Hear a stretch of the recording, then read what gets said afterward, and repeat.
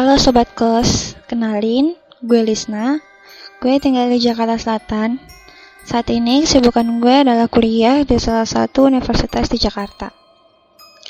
Kali ini gue mau nyeritain pengalaman horor yang gue alamin sendiri waktu masih duduk di bangku SMK. Kisahnya dimulai waktu gue dapat tugas mengisi acara di sekolah. Waktu itu mengharuskan gue untuk pakai kebaya Betawi sebagai dress code acara itu. Waktu itu gue belum punya kebaya Betawi. Akhirnya gue janjian sama teman SMP gue untuk pinjam kebayanya. Sepulang sekolah sekitar jam 3 atau setengah 4, gue langsung ke rumah teman gue. Jaraknya cukup lumayan, kurang lebih 1 kilometer, dan gue jalan kaki. Selama perjalanan, gue gak ngerasain perasaan yang aneh-aneh. Gak sampai mikir juga kalau bakal terjadi something yang gak beres. Perjalanan ke rumah teman gue itu ngelewatin gang yang terkenal cukup horor. Pas lewat gang itu kondisinya benar-benar sepi.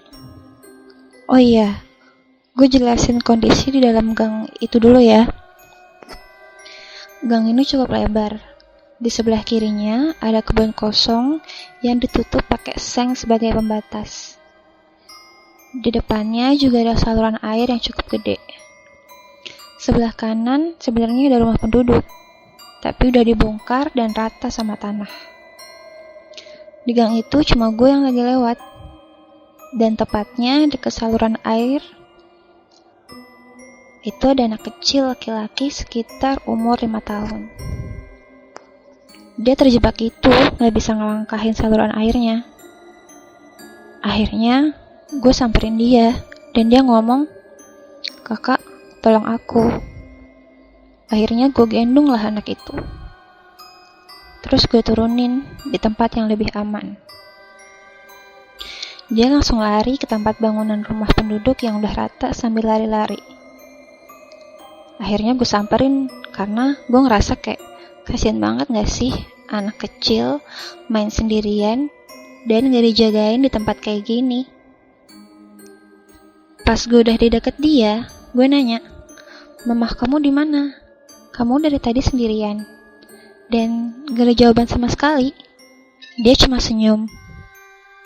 Akhirnya, karena udah makin sore, gue pamit tinggalin anak itu sendirian.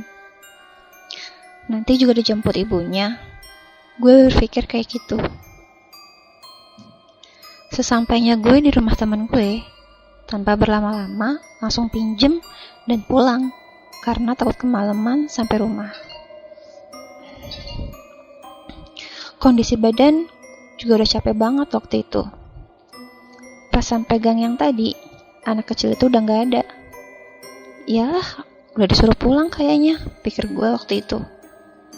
Gak lama, ada suara motor dan berhenti di samping gue. Gue kaget dong, takut diapa-apain waktu itu. Karena kondisinya memang beneran gue yang jalan sendirian di gang itu. Bapak-bapak yang ngendarin motornya nyapa gue halus banget. "Dek, capek ya? Ayo bapak antar pulang ke rumah." Kayak gitu.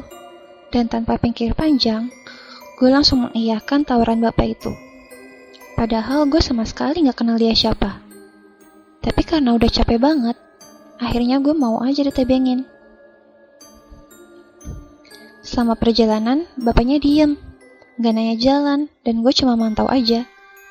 Dia cuma ngomong pas kita ngelewatin rumah yang udah lama kosong, bahkan ketutup rumput. Dia ngaku itu sebagai rumahnya dulu. Bapak dulu tinggal di sini sambil ngunjuk. Dan gue cuma iya-iya aja dan gak mikir hal yang aneh-aneh. Sampai akhirnya gue beneran dianterin tepat dekat rumah gue. Gue bilang terima kasih dan bapaknya cuma senyum. Pas gue turun dan jalan sedikit, terus gue ngebalikin badan. Bapaknya udah gak kelihatan. Mungkin karena ngebut, pikir gue waktu itu.